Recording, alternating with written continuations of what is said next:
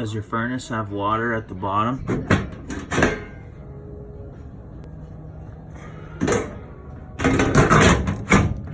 Like that. Come up here. Take this line off, it's probably plugged right here. I've already done this, so there's still crud backed up in there. I don't know if I got a flashlight.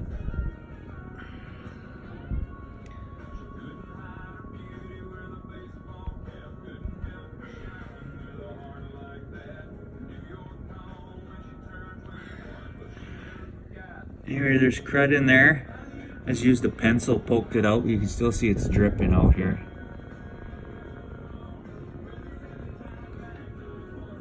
And the plug has been fixed. It was completely corroded in there. Now you can see it's dripping away. Put this plug back in.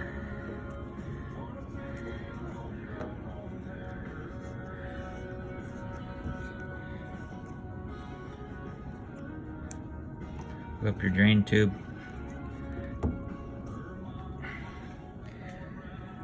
And she flow there.